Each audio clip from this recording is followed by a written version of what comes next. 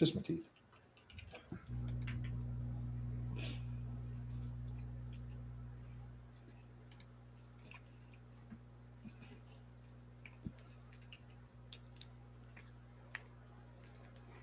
Hello, welcome back, friends, to Creative Exploration with Pers. I'm here with my buddy Joviex. We met in LA at the Comfy Conference last May, was it? May or It was. Yeah. And we've been pals before and since. In this AI thing, and Joviex comes from the traditional compositing world, which I know very little about. I came at it more of from a personal VFX thing. So in many ways, whenever I have a question about how you should do something, I ask Joviex because he probably knows. Um, he made the node pack called Jovimetrix. You can pick it up. The links in the description. I'm going to let him explain who he is and all that stuff. But yeah, man, welcome to the show and say hi to the people. Cool. Thanks for having me. Hi, people. I'm Joviex, and like Per said, I have a traditional VFX background. I did a lot of TV pipelines for many, many years for places like Nickelodeon and Disney. And I ran into Comfy a couple of years ago. I ran into Pers, I ran into Matisse. These guys were doing the things in this space, and I thought it was cool and got introduced to Comfy and slowly realized like there could be a little bit of what we do in the VFX world over on the Comfy side, and hopefully get some help to some people, right? Like help them out a little bit over here. Absolutely. But so made a node pack and started with a few weird nodes that people wanted and kind of branched into all this crazy stuff, MIDI nodes and streaming nodes and comp nodes, GLSL nodes. I got nodes for everything. Yeah. And they all do all the things. I don't use your node pack much because I get confused. But Me too. Whenever I do need something, you're usually like, oh yeah, I already built that, and you can just do this, and then I try it and it works fine. So this is awesome. Hopefully, more people get a feel for like what's possible with your nodes and like how to connect some of the stuff. From like honestly, a more traditional compositing point of view than absolutely. And exactly to your point, like I love, out of everything that I've done, I think it's more about teaching. Like I think the first note I did was for Matisse. He's like, how do I get some streaming stuff going? And I've had other people. I know at one point you asked, like, I think we talked about the tick node, the beats on whatever, and I made something for that. Even if it wasn't the thing that you wanted, I like to take things that people are looking for, construct it in such a way that even if I don't use it myself, they can maybe learn something from the code and or ask questions and get into the nitty gritty of how to code and how to do these things. How does it work in a VFX quote unquote pipeline so that they understand the process better. I ultimately don't like selling people on the products I make. I like people to use and ask and then get something to service whatever they're making, because it's just better entertainment for me. You guys are making better media. I can consume better products. Plus, your products are free. So, plus I do it for free. That's because I'm an idiot. There's that. I guess there's that. I just love to do it. I love to create stuff for people to create stuff. So, no, that's awesome. Right on. Before we dive into the nodes, I just wanted to jump through some stuff I saw this week and sort of highlight some of the cool stuff I saw in the community. And we can talk about it a little bit, then we'll jump into the node pack. I don't know if you guys all saw Paul Trillo dropped the video they were working on for Cuckoo Puffs. Mm-hmm. It's a combination of AI and traditional methods like training models and stuff. Yeah, there's a whole behind the scenes thing. A lot of our friends worked on it. Make It Rad, AI Warper, Flipping Sigmas, Enigmatic. Real community effort and super cool videos. So check that out. It's really cool. And then I saw this earlier. Nathan Shipley tested out Runway's first frame feature on their on the video to video stuff. So like you can restyle video using a frame. So you can restyle the first frame and then like make a video out of it. It looks pretty sick. That's pretty sick. Yeah. Yeah, I got to play with this because it's like one of my favorite things about Runway is being able to do video to video. So it's like pretty cool. Jeru dropped glitch nodes. Yeah. He'll be on the show Monday, I believe. We're gonna go through his glitch nodes and dive into that. If you guys know Kat, the poet engineer, touch designer person, she makes like absolutely bonkers touch designer stuff. But I guess they've been playing with coordinate systems or something. All right. Here, but I don't know, man. Just this whole aesthetic, it looks cool. Beautiful. Yeah, it's cool as hell. So yeah, always a good follow. Poet engineer _, on Twitter. Just fantastic art, and like usually they'll explain how too, which is pretty cool. Oh wow. Chris Syntax Diffusion made this crazy piece with. I don't even think this is touch. I think this is like. He made like a little Python app to do this. So cool. It's pretty interesting. He's been doing this sort of like lo-fi hardware thing or software thing lately where he's like writing software to do the things he wants to do in other pieces of software to just try and like. That's awesome. Smash. Yeah, it's very cool. Very, very cool. I saw this very cool ASCII shader by Evil Reflex.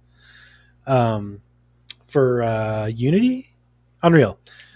But yeah, look at that real time 3D to ASCII. Yeah, that looks super fun. I love this whole thing. Imagine a game like that. Yeah, man. Excuse me, would absolutely play that. 3JS dropped the latest version of all their stuff, some fun new toys. So more and more stuff's going to be possible to do right on a website. It's pretty cool. Even on a phone and stuff. Stuff runs really fast, really good. I saw this sick font. Do you know Pietro Bowden? I do not. Yeah. Absolutely follow. Absolutely demolishing that name probably. But he always drops fantastic fonts and for free usually. For free? Yeah. Yeah. What? And this, like, if you need a sci-fi font or something or anything, he's got a bunch of really cool stuff. This one I saw today, Jan Legal, doing some subsurface, subdivision, adaptive subdivision, I guess, and then extruding and scaling the object from different points. Looks to be live, looks to be like 3JS, WebGL type situation. Crazy looking. Yeah, love it. Yeah. What else? Safety Mark has been doing Deforum with Flux. Oh. Yeah. Crazy. Oh, that's some nightmare fuel. I know. It's wild looking. Glass Void doing the analog CRT screen thing. Makes stuff in C4D Blender and all that, and then films it on a TV screen. Looks fucking wicked. That is crazy looking. That's glass_void on Instagram. Minimal Macbeth has been playing with Ray 2 and doing the what do you call it? That deep backrooms lore stuff with the water slides. Oh man. Yeah, it's very cool. Very, very cool. Yeah, definitely follow Minimal Macbeth. Spencer, our friend Spence, has been doing loopback with stream diffusion in Touch Designer using Dot's new system and then shooting lasers at the points.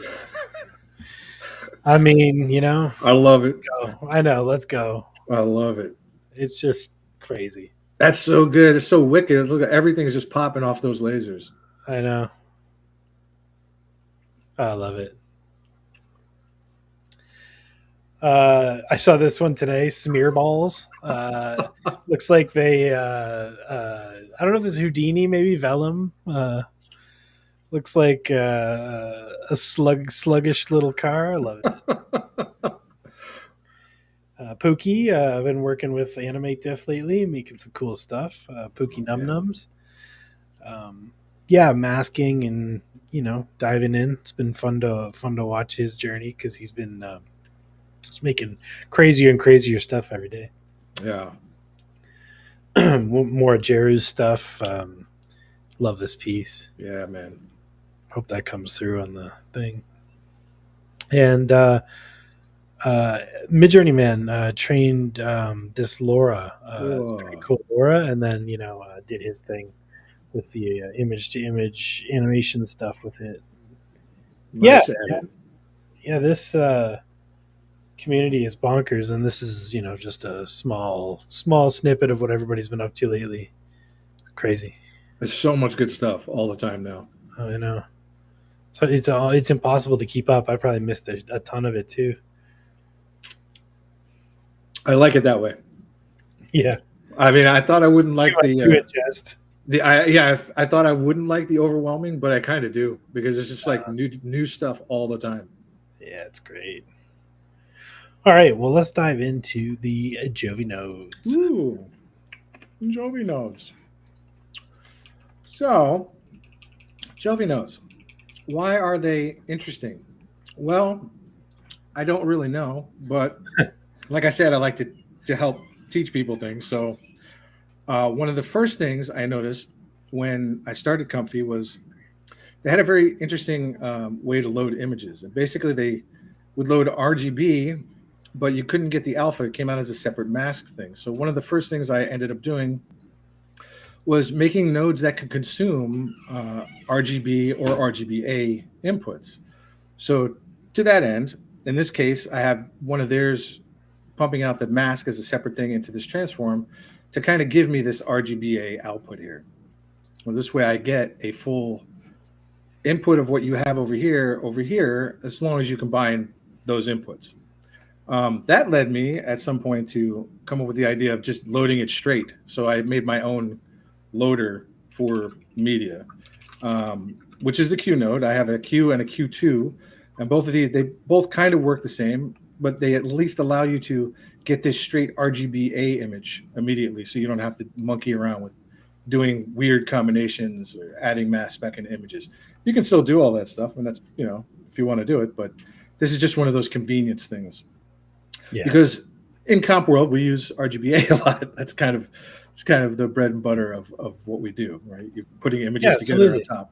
So, we have, like, here is a good example of just a simple, out of the sea of Jovi nodes, out of the sea of compose nodes, this is one of the many nodes that will do something. In this case, just transform things around. So you have a lot of options here to kind of manipulate your image how you want it, where you want it placed, how you want it placed, being able to stick it on top of things correctly, scaling things, tiling things. It's a lot. Like, there's a lot of the stuff that you would find in traditional packages have tried to jam into, I guess I don't want to call them monster nodes, but they're kind of monster nodes because they got a lot of stuff going on that you don't normally see. Usually you'll see somebody make a simple transform and then a scale node and then a rotate node. Here it's kind of taking all those ideas and putting them back together as the idea of what we use is transform in comp space. Right. On a lot of my nodes, I do have this matting mode, I guess I want to call it, where you can kind of crop and fit things right here to get the outputs that you're looking for. So in this case, if we needed to crop this down to half the size, you can kind of just do that here without adding another node, and so on and so forth. I mean, a lot of the stuff you'll find in this pack is, I don't know, I guess, again, like sticking all this stuff back in as a node instead of having like 6 or 7 nodes chained out to do that thing, which of course you can still do that, but I just prefer to have things in front of me with a lot of knobs. I like knobs and dials and things, so yeah, it's kind of where this pack goes. No, I feel that. Yeah. And so, like the Q node, you can see he's just running through. I have a simple expression down here to grab anything with test in it and dump it back perfect. here as this runs through. You can pause these on the fly or do whatever you need to do in the course of like animating through a queue. So I think this was, I want to say Midjourney Man at one point was asking for, can I load a folder of files? And keep in mind, a lot of these nodes are obviously well done in other packs now, based on a year plus of development. But these were way back in the day when we didn't have much of anything doing anything. I think that was Tenzia. I think that was Pancake. Oh, you're right. I think you might be right. Mm-hmm. So a lot of these were aimed at kind of a lot of people who are used to traditional things in other places like Blender or Houdini or Max or Maya or whatever had bubbled up, hey, it would be nice to be able to do this in Comfy in some kind of way. That's where a lot of that comes from. So that's this guy. That's basically the overview of like some of these RGBA.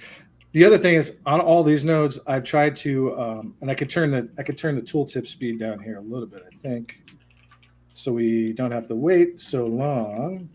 Let's see, where are you at? Where have they hidden the tooltip speeds now? I want to say Comfy, maybe. Where is that sucker? I know they put it on here somewhere because I specifically asked for it, and I know HCL did it. It is right here. I like to have this low, but I'm kind of an old man who doesn't know what things do in a lot of packs. So if somebody has done tooltips in their packs, it's nice to just kind of roll over stuff and get them. So to that point, all these nodes have tooltips. So if you're ever confused about a thing itself, there's at least that, because I know Pers does not love the emojis, and they're not always self-explanatory. A lot of the emojis that I had in here, I've since converted a lot of them to be text, but yes, it can be confusing.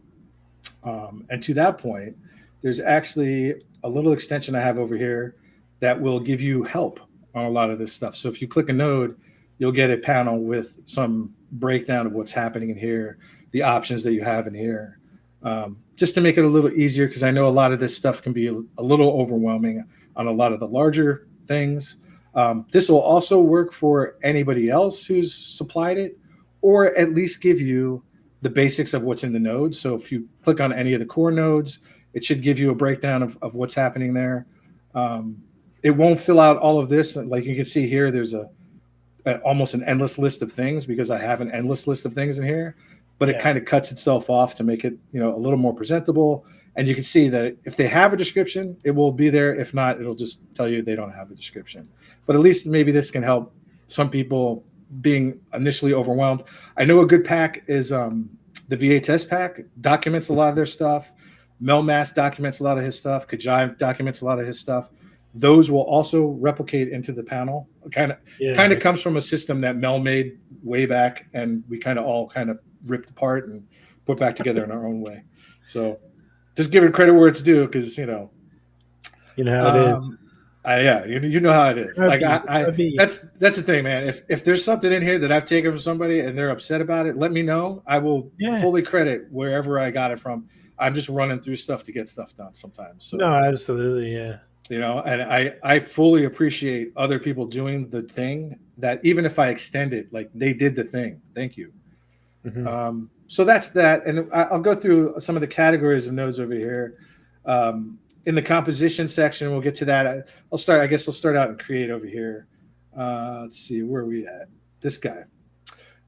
So there's some interesting nodes in here. There's some stereogram nodes and stereoscopic nodes, and you guys can play with those. But I'll go over the gross portions of what this is. Again, being able to create a color constant, because that's a thing in comp. That's kind of where this came out of.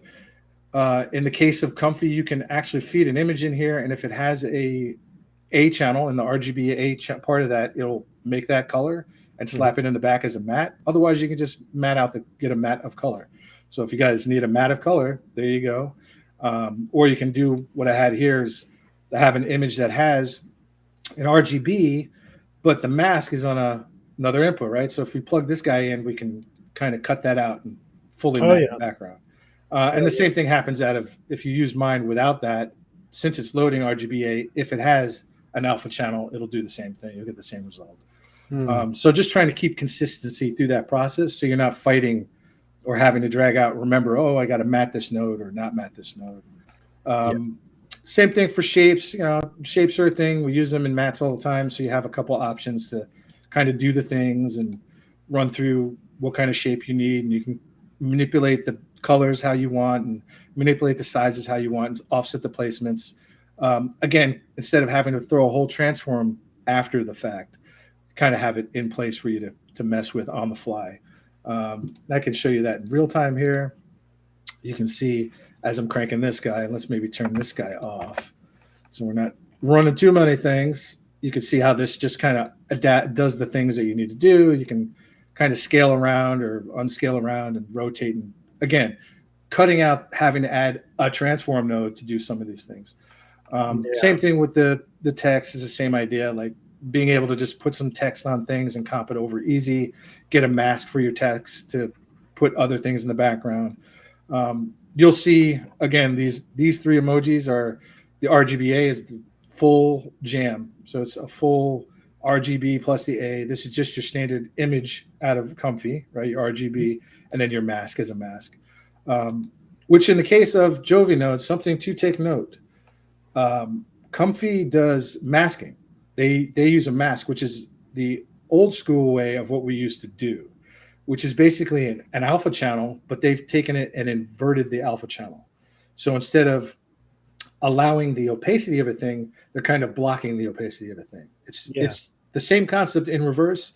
I convert all of my things to alpha channels and don't use them as masks. It's basically taking one minus the mask is what it basically inverts the image. But it's just something to be aware of, because you'll get maybe an opposite result in some of the things you weren't expecting. And you're like, what the hell, man? And you have to go and invert the mask, which in that case, I have on a lot of the controls an inversion for your mask. So you can kind of just quickly do it right there in place. No, honestly, coming from Blender, Resolve, what's the other one? Resolume, like everything else I've ever used, After Effects, masks work, alphas work one way, Comfy, everything's backwards. Same Photoshop too. It's just, I guess the engineers or whoever, the designers, couldn't make up their mind. They liked masks one decade and they like alphas the next decade. So it's just it was confusing for me when I was trying to like composite stuff, because like it's backwards, but whatever, this is how we learn. And that's kind of it's good. You should know how to do, you should understand both things, because in physical media they do masking. There's no alpha channels, like you have to mask things out. So it's good to know what they both mean and why they both work kind of the same but not the same. And that's kind of why I try to put inverts on any nodes that you would be doing heavy alpha work, so you could just kind of like not have to worry about, oh, I forgot to add a node in front of this kind of thing, which I guess I can jump back and forth quick to make sure you did it right. Exactly. Let me just A/B that real quick. We're good to go. I don't know if I actually drew out a blend node, so let's start with that one maybe. But like as an example, here I have the upside down emoji, so you can kind of invert your inputs. You can flip to A and B to do an A and B, and or this inversion thing to invert the mask itself. And so let's maybe plug something in, because I don't think I actually did a blend example.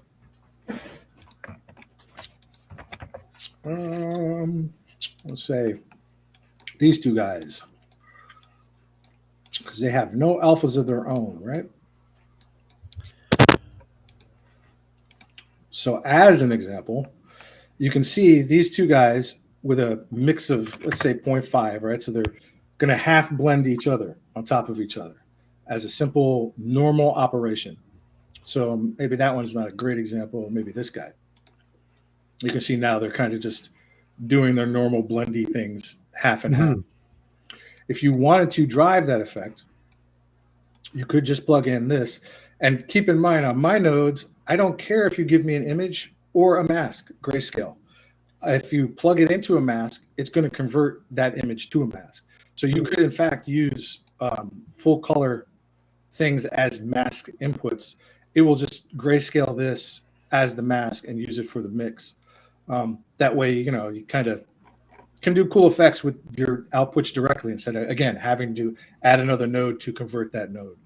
Yeah, that's super handy.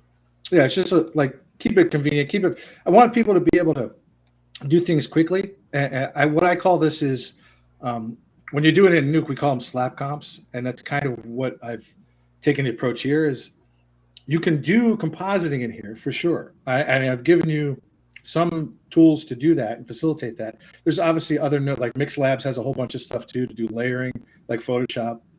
Mm-hmm. But I would not recommend doing it here for the one simple fact that this color space in Comfy is only 8-bit sRGB. And I know that's might be confusing to some people, like sRGB, what the hell are you talking about? Like it's basically just a confined space of color that is, if you really want to do color work and do editing and 2K, 4K, 8K kind of outputs, you want to take this to something else and actually do the conversion on it, take it into those spaces, do your actual color work. But this is great to get you either quick stuff for the webs, which, everybody's on socials, slapping up their content, doing their things.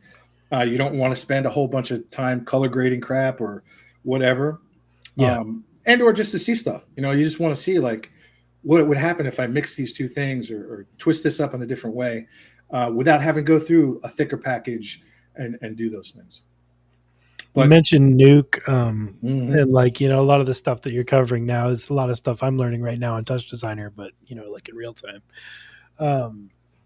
Do you, we've talked about this privately, but like we should probably mention now about like how, doing things in a queue system like this is good for some things, but having real-time access to tools like this is something else entirely.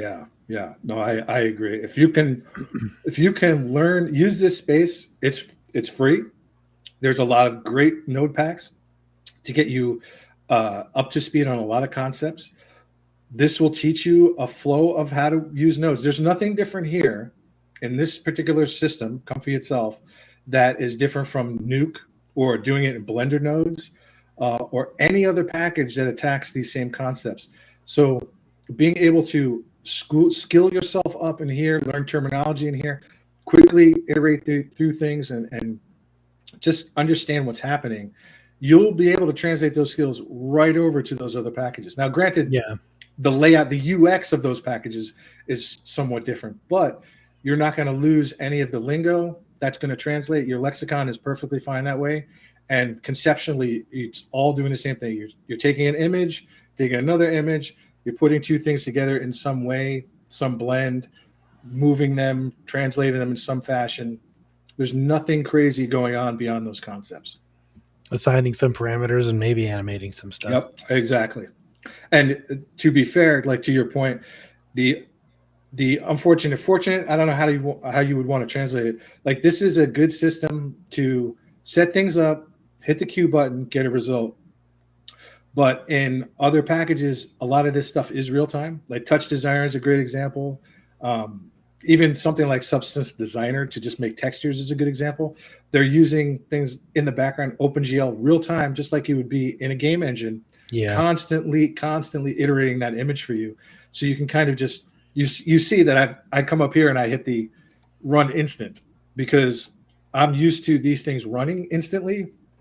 So I'm kind of always stuck in Comfy in this space where I have to use that. I have to basically bypass all the nodes, focus on the nodes that I want to tweak, quote unquote, go through the motions of tweaking these and seeing the result as real time as possible, because that's what I'm used to as a comp artist. Like it's very difficult.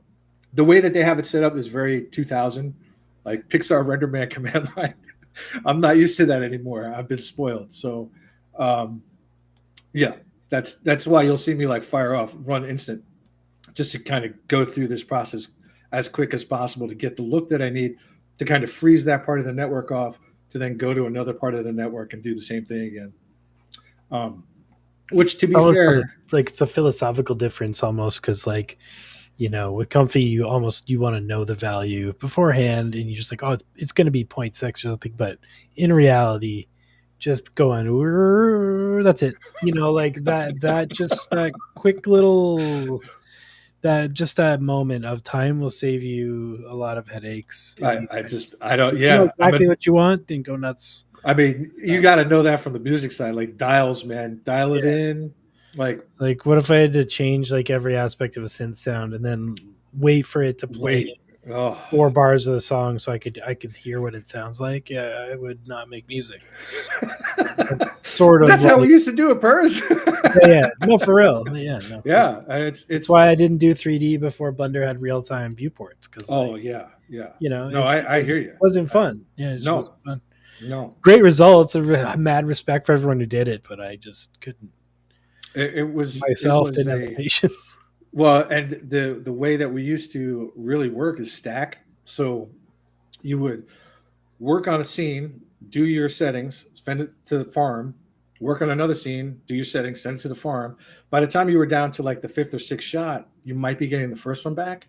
Yeah, you got to shift your headspace back to that. And then you have to, and then that would cause is you'd see, oh shit, the settings we used for that particular thing didn't work. Oh, but I have 5 other shots on there now. Stop all those shots, change the parameter, go through and submit again. Like it was not a fun process, and it doesn't get you the envious workspace that we have now. Because if we had this 20 years ago, man, holy crap!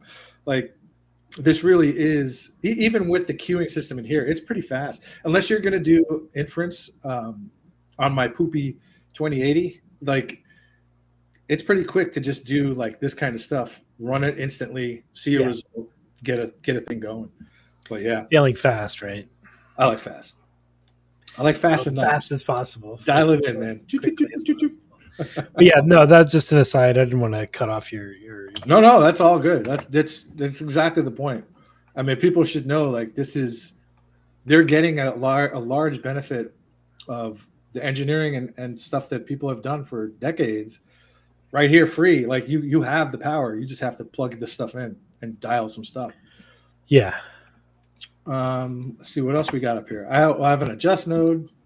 So there's all sorts of interesting compy kind of things in here. You can there's like a pixelate mode on this guy, or you want to just do some blurs or some sharpens or find a level, find edges, any kind of weird thing that you can think of to just do whatever you're doing with your inputs to get you a quick result. Which again, if you were going to do legit work, like if you were going to pull an actual HSV or do levels in here, I would do it in here to see where you wanted to go, to give yourself an idea. Oh, I'm going to have to go over to Photoshop or After Effects or whatever and use the levels to get the results that I want. But at least here you'll have a formula for doing it as close to real time as you can get it in the same space that you're working in. That's kind of the idea. Yeah, that's it's kind of where I went with most of this pack. The majority of it, the other frills I'll get to, but like the majority of the comp side of this is to just kind of get you that fast result in here for it's kind of like pre-comp, I guess, if you want to call it that. So like here's another concept we use a lot. This is used a lot in places like Nuke or After Effects, where we split images on channels to kind of drive effects and or make adjustments just to like the red channel, like you want to boost it or blur it or whatever you want to do. So there's nodes to kind of do that, split out those specific channels, do some operation to them, and then feed them back in. Like the merge here obviously feeds them back in, excuse me, to do the things, which we can do. Let's say, hopefully, maybe put a blur, like I said, on the red, right? So again, mine, even though this says image, it's only being fed this red into here to then kind of be fed back into here. Mm-hmm. So let's see if we can get, see a super blurred out, the red channel there. Actually, let's put this on instant again. Here we go. So we can kind of sit here and play with this to kind of see what it's doing. It's kind of just taking the reds out, doing the things, and then stuffing it back together as an image. So again, maybe you have some weird effect, or you want to make angels in the sky or something, whatever. You can do an adjustment, maybe come over with the blend node over here and do one of these bajillion different kind of Photoshop blends, stick it all back together, get a result and go, oh, this looks cool. Now I'm going to take it somewhere else to make a final, or not. Again, you can just dump it right out.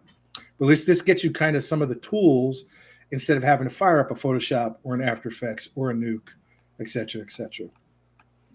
Super cool. Let's see. What else we got in this crazy fun house over here?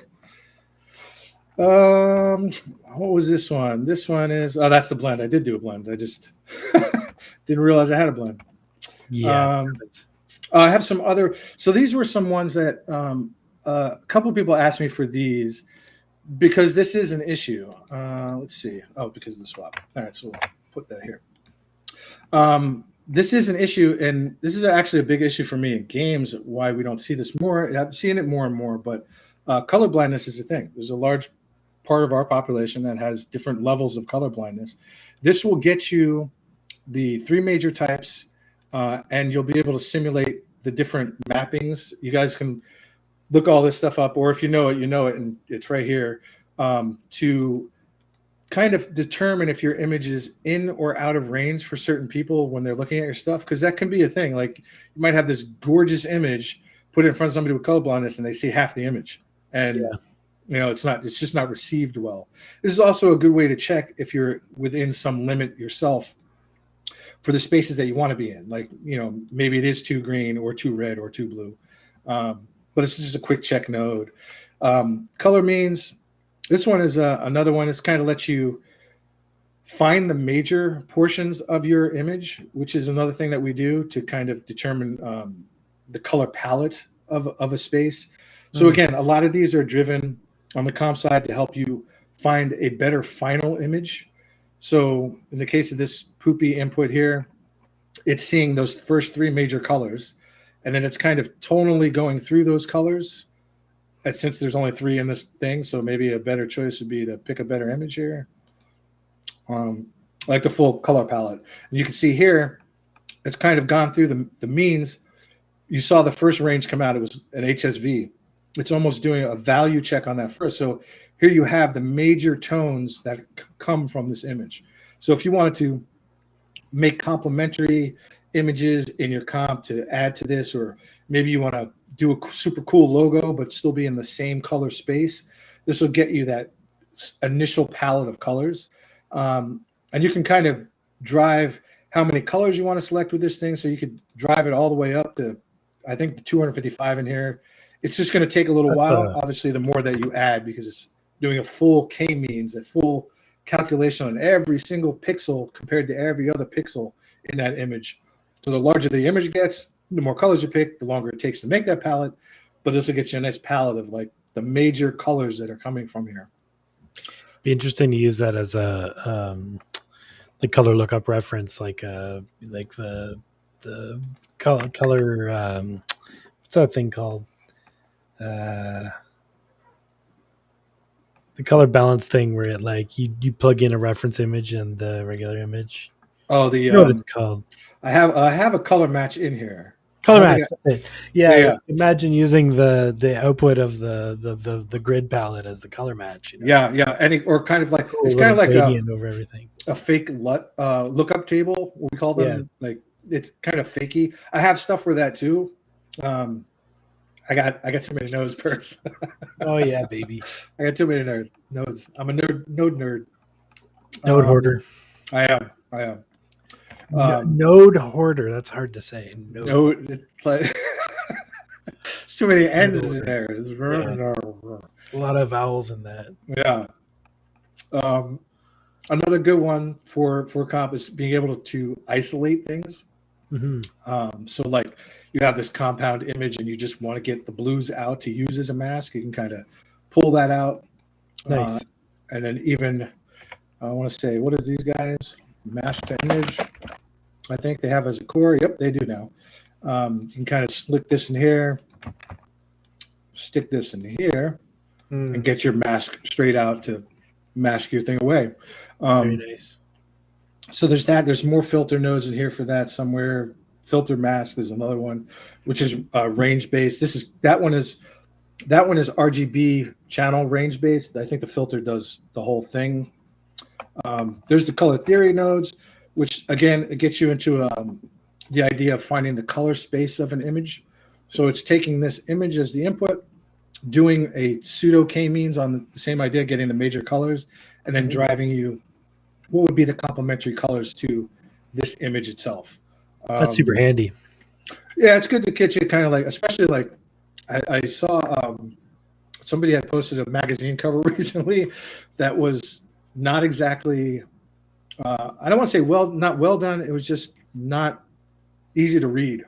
And that was because the colors kind of all blend together with the font that they had. And this is like a good way to get you, what are the colors I can use that are within the image that would offset when I use them back in the image. So if somebody wanted to do a cover, here's the complementary colors right here. You can take a purple text, throw it on green text, or a green text on. Yeah, this again gets hopefully people inspired to looking at what does this stuff, why is it useful? Why is it good? To just make a more refined image, because the only people that benefit are us, the people who have to watch it. You know when it's wrong when you see it, but you might not know why it's wrong. And hopefully this helps to get people to know the why part of why and be able to fix it quickly. Yeah, it would just be a cool thing to have as a little palette every time you generate an image too. Just get a feel for the palette of the image and stuff like that. It's good for your brain, I think, to understand, what it sees as dominant colors and what you should be seeing as dominant colors. Yep. And again, like that could be, you could be colorblind, not even know it. Like being able to understand your own visual space as it applies to everybody else is a good thing. Like a lot of the stuff that I like, people don't like, but subjectivity in that. But there is some objective reality in like picking bad colors and mixing them together. Yeah. Although I have seen artists do that, and it's art, and it's really good art. So it's all about intent and the ability to communicate that intent through whatever you're doing. And hopefully this gives you more tools and the toolkit to do that. There's another one is just a quick gradient map. This is a cheapy gradient map where you can just slap in an image and map it to a range. And basically all this is doing is taking a thin line slice across your color map, quote unquote, and then remapping it to the grays or whatever colors are mapped to the grays. It's basically a value mapper. Yeah, beauty. Which is still cool, but this way, if you have something that maybe you want to keep, like you were saying, like tonally within a space, you could feed in that color space here and then have it map over on top of the image back to that space. Yeah. So I wanted it all green and yellow. Feed in a green and yellow, feed in your image. It's all more or less mapped to green and yellow. If you're working on a collection of images, it's a way to kind of make them all exactly like the same universe. It's not going to be perfect and map exactly what you probably want, but it will at least map it into that color space. What's up, Tenzia? This one, is there somebody waving there? I saw a wave. Tenzia, Shadows here. Oh yeah, there's people here. Retro Punk is here. So many peoples, so many nodes, so little time. I know. I knowed. I knowed. Oh man, that's the old man right there. That's some dad puns. Yeah, that's some dad puns, man. It's pretty terrible. If you don't want to go through an entire blend node thing and set up, the layering and the masking of all that, the flatten node was kind of my slap comp version of that. It will just do a flatten, literally just flatten the things that you plug in. You can plug multiple things in here, keep going with it down. You see it just brightened that one again. Like you can just kind of slap it all in here. And this was more or less for like, sometimes you'll have something on the left and something on the right and something down here, and you just kind of want them all in the same image. So it's kind of just, you can plug all multiple things in and get that instead of having to add another blend node and add another blend node and add another blend node and take the outputs from one and feed it into the next. And so it's just a quick flatten. Let's see what else we got in here. Okay, so now we can go into some of the boring stuff that we do in comp Yeah, exactly. It's just boring, boring, boring. But it is Numbers, useful. dude. Math, Numbers, dude. Who needs numbers, man. math, dude? Who needs So this math? is something that I've been asking for a long time, but it would be nice to have vectors support inside of Comfy because, again, we use the R, the G, the B, and the A to do a lot of comp work. And being able to manipulate those numbers in those channels is a very good thing. To that end, one of the only extension types that I've made for Comfy is the vector type. It is in a couple other packs, and I try to support as many as I've found. I think MathLogic is the big one that I started with that had Vec2 and Vec3. But mine will do all of the maths for that, plus the regular types like float or int or bools. Again, you can plug all of that stuff into mine. As a matter of fact, just so I can show people here, you can see this has a few different types of things that it supports, not just your like one-to-one, like an integer or a float. I've tried to reduce the number of nodes in the space. So instead of making it, what does a urinary node do? so a urinary operation is basically like you're working on one number. So if you want to take the absolute or round it to the ground or round it to the ceiling or take the square root of it, that's what a urinary op is in math. A binary op, obviously, Unary binary. Gotcha. right. A binary op is when you take two numbers and stick them together and try to do an operation. So you can take the maximums or powers or subtractions of these things.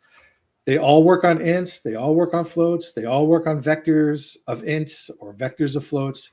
I have supports directly for 2, 3s, and 4s. I also have a value node in here somewhere that will automatically convert between all those number spaces, so you don't have to drive yourself crazy looking for the one special node that does that particular number. Again, just trying to reduce the footprint of nodes, because a lot of even if you're doing a large workflow and you got comfy inferences all over the place and you got crazy comp things all over the place, just trying to reduce that holy crap spaghetti of nodes and wires that you see inside of here, because it can get thick, to keep you more in that creative space. So you're not looking through 5 sets of nodes to do a simple math operation.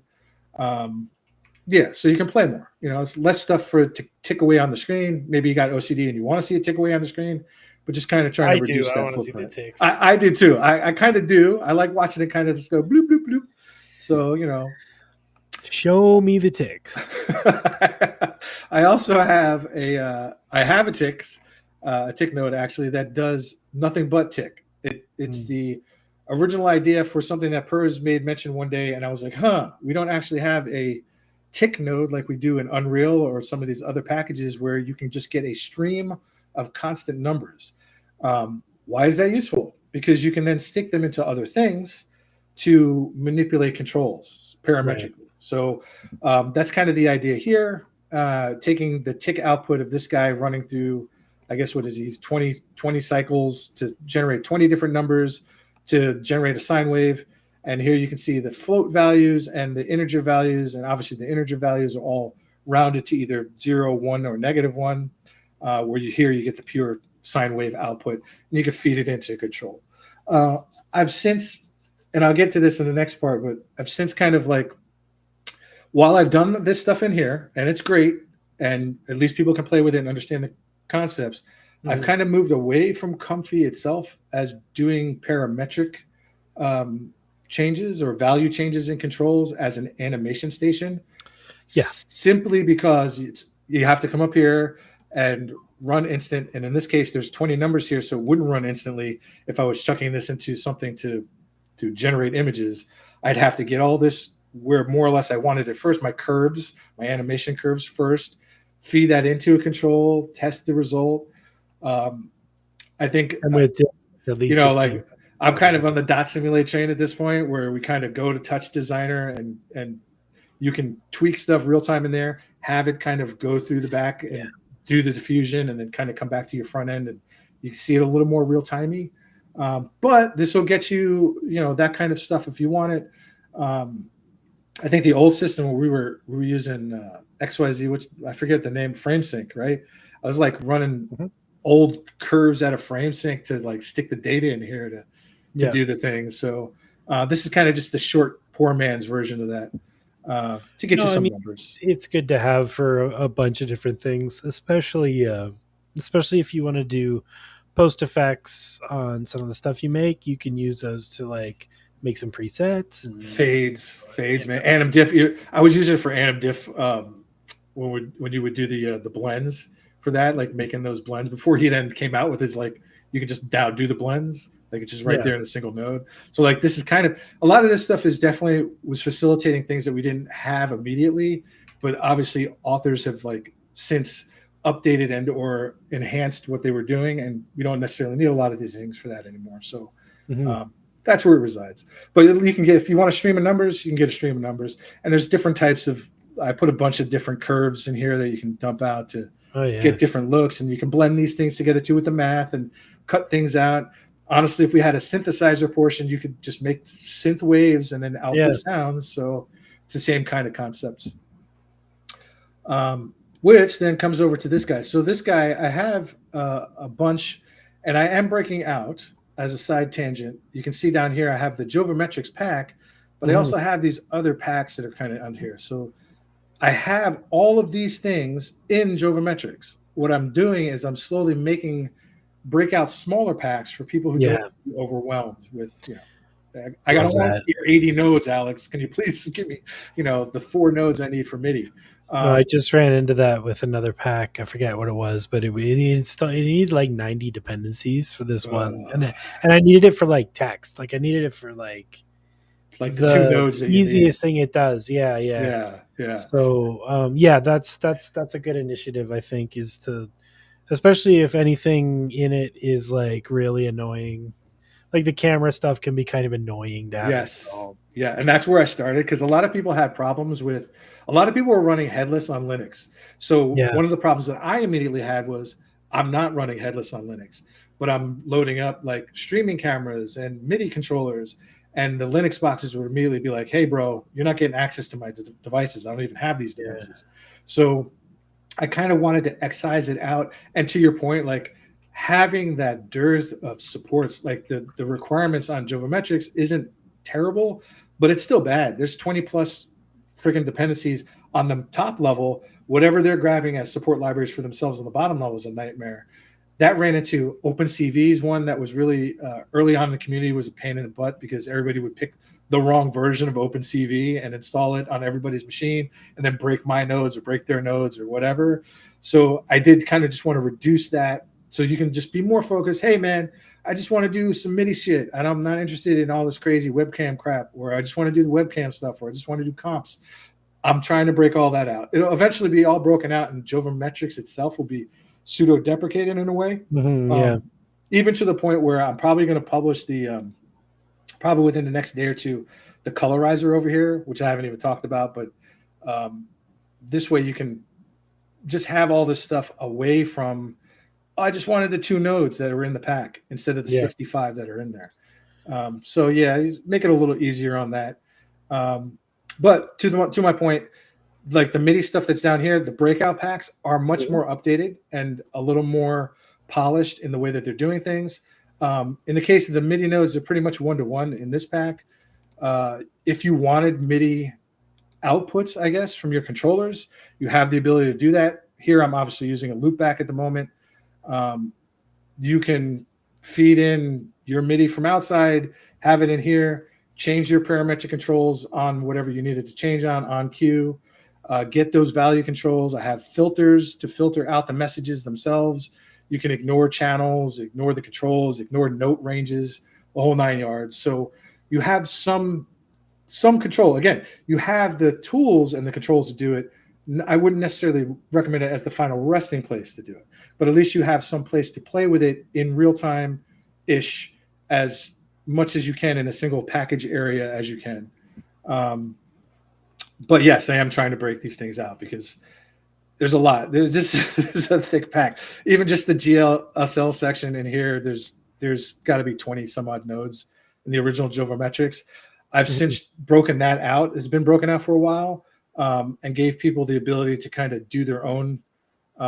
You can create user nodes and stick them in here. They'll load up dynamically. All these nodes in this pack literally load at Comfy load time, they're read from the script. You just write GLSL Hmm. with your parameters and the whole 9 yards. As a matter of fact, I have this guy over here. So these nodes obviously don't have much on these two per se. They have an image input and a drop down for these what color space you want to do. But maybe like here, there's a linear blend, simple linear blend, takes A and B and blend them how much in either direction. This is simple GLSL. Like you do this in 10 lines of code. So why go through the hassle of fire up Python, add all this overhead, figure out how to code in Python if you don't even know how to do that. This will get you your, I just want to do cool shaders stuff and some simple operations. And even to that point, the GLSL stuff's fast and powerful. That's the next point. So I showed you the transform way at the beginning of this. That was the first thing I started with. I started with the transform. I have all those monster operations in there. And I know that I said I put them in there for a reason, so you wouldn't scale, rotate, and translate all in different nodes. However, if you're using GLSL, you can put all three of those nodes back to back and run 10 times faster than that transform node. Yeah. The transform node is running through OpenCV and all this overhead of Python, whereas this stuff is going straight to GL and you get the outputs. So to that point, most of these are tiny little scripts that do a lot of the stuff that Jovimetrix has actual nodes to do. But I started writing everything as GLSL shaders because it was just that much faster. And then I broke the pack out, and you can see the pack itself is a bunch of cool little things you can do.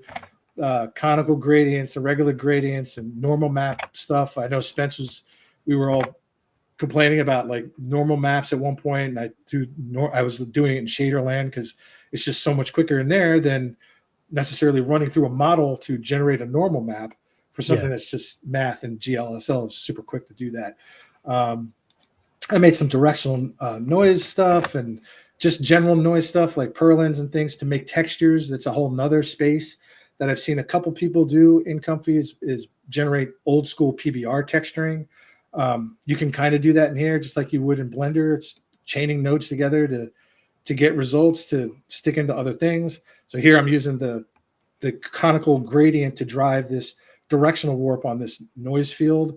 And you can kind of just sit in here and you can see it cranking and doing its thing over here in real time as we can get in here anyway. Just to get, again, people used to the idea of what's happening in space, maybe get them playing around, liking, oh, maybe I want to make textures, or maybe I do want to learn comp, or maybe I do want to do more color theory stuff in here, and hopefully giving them the ideas, inspiration, and tools to kind of get there. What else we got? I got a measure pack. I got a lot of stuff, man. I got, let's see. This one is another one. So the capture, I've since broken these out as well. I used to have a single node that did all of the camera capture, and I hated it. I hated the fact that it was nice and cool and switched between the interface and everything. Matter of fact, I can show you the one that's in here still works that way. Your stream reader, I believe. Yeah, the stream reader in Jovimetrix still works this way. As you change this, you can see the node itself changes state. And that was great for a time until they decided to change a lot of things in the front end that don't necessarily support this anymore. And things like Spout was another one. Like, this is a very specific streaming thing, which now has its own repository, which I probably don't have loaded. But if you're doing Spout work, which is a specific streaming in and out, there's a pack for that now that has the supports for that. The other modes here are now in the capture pack. The capture pack has specifically cut out those nodes so you can capture a window or capture a remote URL like this guy's doing here, I think, maybe. Yes, he is. So you can see here, he's kind of just grabbing this URL I stuffed in, and you can run these real time. They should run as fast as possible. So if it will do the things and the guy's moving the camera there every couple seconds, you'll see that update as fast as you can grab it. I also have on those particular nodes a batch. So if you turn this guy up to say like 5, it will go and grab those 5 frames out of that, add a clip. So if you wanted to stuff those as a batch into something or whatever, same thing for the cameras, same thing for the monitors. Hopefully just making it a little more convenient for people who might have lower end things and they're just trying to I just want to capture 10 frames real quick. I don't want to run this with an instant or whatever, feed it into something. So, just making life a little, hopefully, easier and more interesting to get more media into here to generate more media for everybody else or whatever your target is. And that's about it. Like everything at this point. Well, I guess I can go over there's the help I already did, the colorization stuff. So the colorization stuff is something else that bothered me when I came in here. This is a personal beef I had with Comfy when I came in here. You can see all of my nodes come already pre-colored with a header color. That's because I have them set up that way from the colorizer itself. Because I'm old and I got bad eyes, even though I'm a lighting and comp artist. And it's easier for me to, at a distance, I pull this back. Oh, I know what those are. Those are my create nodes because I've specifically colored them that way. Not everybody might want them that way. So if you don't want your create nodes to be that color, you can come through here and do the things to adjust whatever that is. In the case of I'm in GLSL, so that would be over here. So in the case of create, you can see it was updating here in the background. I can sit here and play all day to get exactly the thing that I want. So when I'm looking at a distance, I know what the hell I'm looking for. So to that point, you can reset these back to defaults. You can cancel what you're doing. It will store the previous colors in there for you so you can keep coloring things if you want. To that point, they go over these categories. You'll see here like the major category of the pack, right? Jovimetrix. So probably not a good, where's Jovimetrix at? Jovimetrix. Any node that's not colored in Jovimetrix will have a pink color. That's just the way it is. So when I add new nodes, I know, oh, that's a new node that I haven't categorized or stuffed somewhere. I've given it a color. I've colored you can color the major category and or color the specific node underneath. And you can do the title of the node, the body of the node, or the text of the node. So you can have all three of those things kind of popping out for you as you go through this stuff to quickly identify. Because I've opened some workflows that are just a sea of nodes, and I'm just like, holy crap, where's the 2 or 3 nodes I need? And being able to come in here and do that is nice. Now, to that point, have I colored all of these things? Hell no, because there's so many damn packs, and I don't want to sit here and play let's color everybody's pack. Right. I'm Alex. Joviex ain't interested in work, man. This is all about making shit easy. So get it done. So I'm just hearing excuses. I hear solutions. Well, that's why we have these guys up here.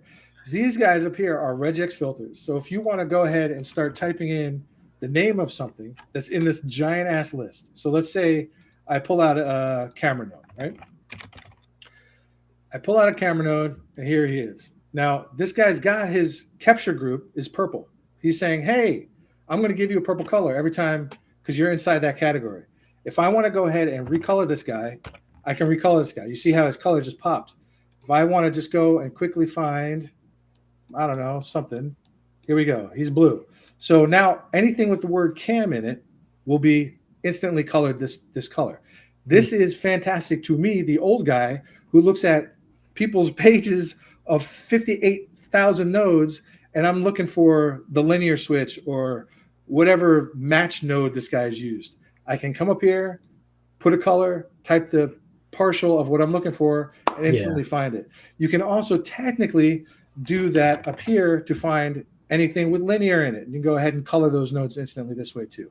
Again, just trying to make it a little bit easier on the old people so we can get to do the things that we actually want to do and not sit here and play hunt the node or find the pack. I might be guilty of having some pretty gray node workbooks, but I don't share those ones.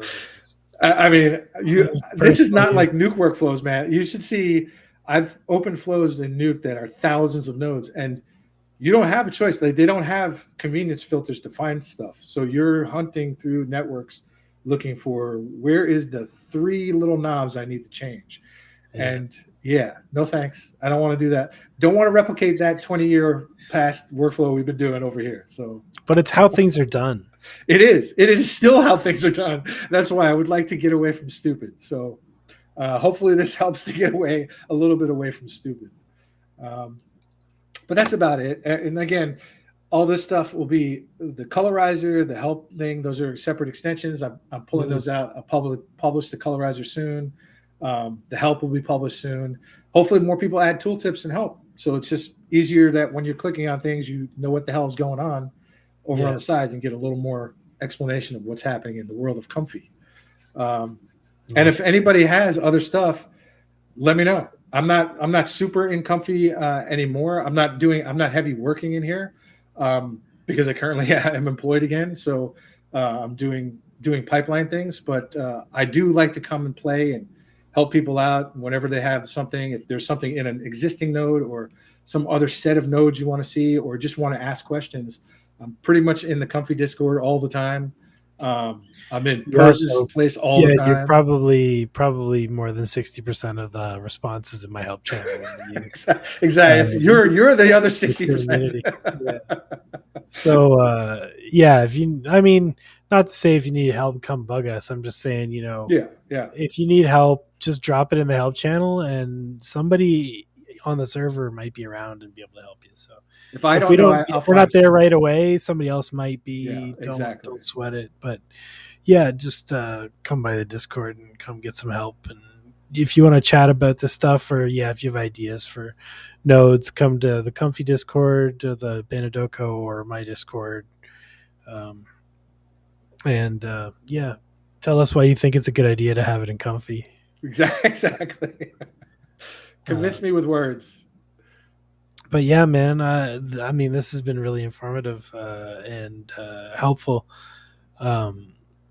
Demystified a lot of what the nodes are, naming wise and stuff. So, yeah, man, everybody, you should go play with Jovi's nodes, and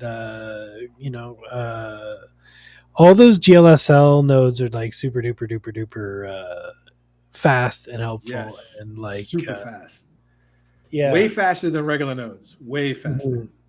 So if you need to do stuff like image filters and stuff, like reach for the GLSL versions of stuff first. That goes for like pretty much everywhere, always. Yes. And you have a GLSL wrapper node too, right? I do actually. I did not pull that one out, did I? I have this one that will do in Create, I think. Yes. You can technically do straight up vertex and straight up fragment shaders right here, and then pump that output yourself if you don't want to write the script, or write it here as I'm in here playing, and then finalize it. There's a let's see if I can pull up. See if I find. I was just gonna say, because Shadertoy is a thing, and if you need an effect for something, you can probably get it working. Let's turn between you and Claude and the wall. Yes, exactly. And I did base it on Shadertoy's variables, so it's the same, more or less 99% of the same variables set up. So you can almost one-to-one copy stuff from there straight into here. So just pay attention on Shadertoy, what inputs it has. If it's got an image, a texture, text, if it's got different inputs, you just have to make sure it's got the same inputs on your node. But you can pretty much copy and paste the fragment shader in the... Okay. You can see I have absolutely nothing in this folder. However, and this is something else to just throw out there. My nodes, a lot of this stuff isn't statically configured. There are default locations for things, but if you wanted to point, I believe the variable is GLSL. You can set an environmental variable in your startup script for Comfy that can point at a folder that will load your scripts for your GLSL stuff. I have mine currently buried inside the custom nodes Jovimetrix thing. If you want to drop user scripts into this folder, it will load as nodes in the sidebar. Oh, cool. Yeah, nice. And those nodes will actually show up. You can see on these guys, there's a little wizard guy, right? On the user ones, there's a little wizard woman who shows up. So you'll know which one is a Jovi static node that's in the core and one that you have as a user script. And that also applies to the Breakout. Same thing down here. You can make your own nodes. It's the same setup. Jove GLSL will point to a folder. Anything script-wise in that folder will come up. And I'll show you a quick, let's see if we can pull up one of the scripts. So like here's all the scripts in this _GLSL. and or maybe not. Maybe it is. Oh, I'm sorry. My bad. It's in the resources folder. It's in the resources folder in the GLSL folder. So like create, right? You create normals. Here's the fragment shader for this guy, and this is an actual regular old GLSL script. Go ahead and do the things. You can define all the stuff that's defined up here is how you get those parameters on the outside of the node. I have a little system that parses the stuff off of here and turns it into sick. inputs. Beautiful. That's all documented in the wiki. So if you see, if you're having trouble with that, just let me know and I can add some more docs to break it down for you. But you can set up the categories and the description for the node that all shows up. So this way, when you fire up Comfy, it'll compile these nodes right there in the sidebar. You can just drag them out and start using them. And PERS is correct. These are way, way faster than doing it, sticking it in Python, running it through something like OpenCV or Pill to generate. Even using tensors, it's not as fast as this stuff. This stuff is made to be screamingly fast. Mm-hmm. Yeah, and you'll probably find some effects that you didn't even know existed. So, yep. Yeah, definitely worth playing with, especially if you're looking for stuff to do with your output images and videos. Yes. Stuff's feeling boring or whatever. Post-process it with some GLSL shaders. Yeah. Make it look like a TV. Make it look like something else. Have some fun.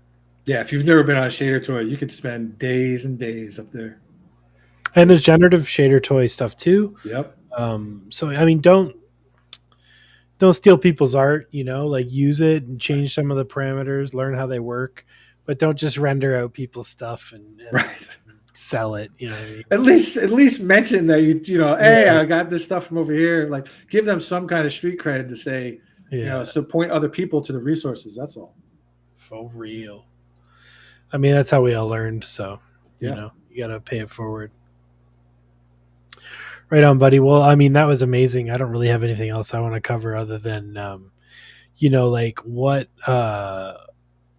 as someone who's, been in the industry before and is in the industry now, what can people do to try to make themselves more agile to be able to like take on work? Because like one of the big issues I think is people get stuck in, well, this is the way you do things, but it's like, well, that might be true, maybe, but also I don't know. I feel like you need to be able to like wiggle around and try some new stuff, right? Like, how do you feel about that? Like, yes, 100%. I would say that the industry has kind of hurt itself in that regard. It used to be when I started out 25 years ago that you were what we call the TD is not what we call a TD now. And what I mean by that technical director. Yeah. And what I mean by that is I had to know a little bit of everything and do everything. And that this isn't saying that you have to do everything, but you should be aware of other people and what they do, because if you want to work, especially in a studio system, it's kind of just the pay it forward, be kind to the person who gets the next ball, right? So if you're doing something and you're not paying attention to the color space, or you're not paying attention to the way that you're packaging something, and it's going to make it more difficult for the next guy in the part, it's a good skill to have, of just being aware. You don't have to do the things, just understand that they're there and where they might be different from what you're doing. As far as those skills, my recommendation is to just try everything, man. Just literally, it doesn't take any effort to download a package or use something on the web. Like a lot of stuff is you can just use straight off the web these days to generate shaders and do reactive videos and even editing. Like that's just straight up in browsers now. Like there's nothing prevents you. The tools are there. Just play. There's no single way. I hate. That's one of my pet peeves. I see people, you have to do it this way. There is no have to. There's no have to. We've invented all of this stuff. The only thing you have to do is use the stuff. The minute that you start using it and pushing it and creating on it, you'll find the avenues. You'll find the things that you like, that you don't like. You'll understand those things will apply to the next package you open. It's an endless sea of just learning and applying, It's all this is. And it just start, like literally just go get the things. Don't feel bad about asking questions, but don't let the questions stop you from doing the things. Yeah. Yeah, I mean, anything I've ever regretted is not starting sooner. Yeah. Yep. Same. Different things like, Houdini, Touch Designer, Yep. Blender, all these things, they just seem hard until you start doing it. And then, well, I guess that leans into the other point of like, I don't try to learn a piece of software anymore. Right. Like, I used to think about it like, oh, I need to know Blender, but Right. not really. What I need to know is how to do stuff.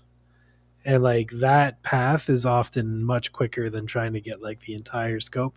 The scope is good and that will come as you like learn Yeah. every little bit. But Yep. like, yeah, yeah, don't wait to try stuff because you don't know how to do environments yet. No. You'll learn.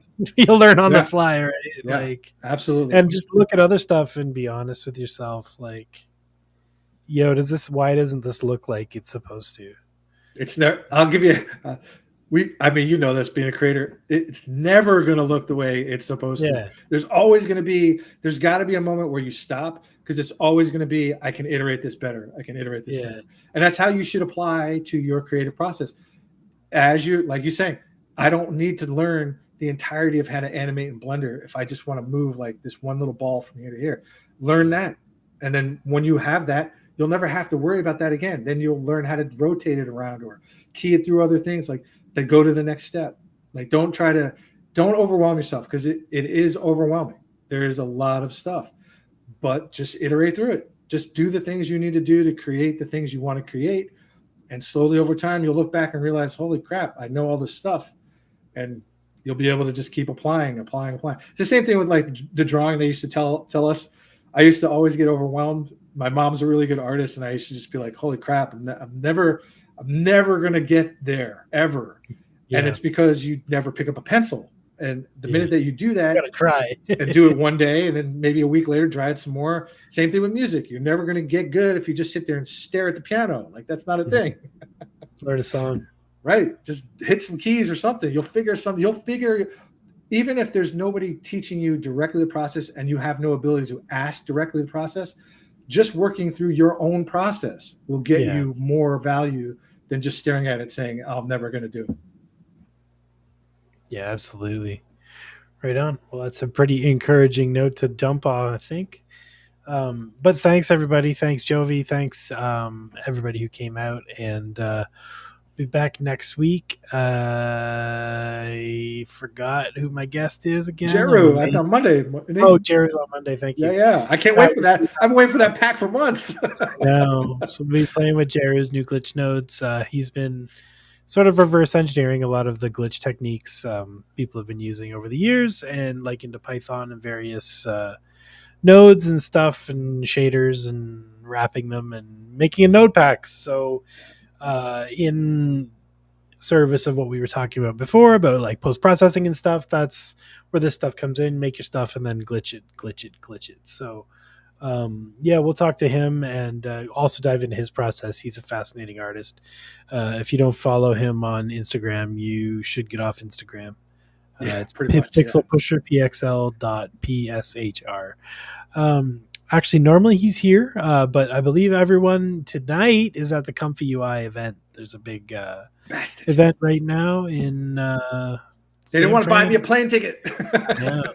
Send me down, baby. Whatever, man. Next time.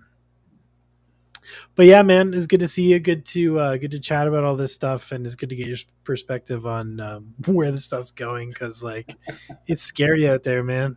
It is. It's hopefully just going to get scarier in some good ways. Yeah. Right on. Well, thanks everybody, and we'll see y'all on Monday with Jeru. And that's it for me. Night. Peace out.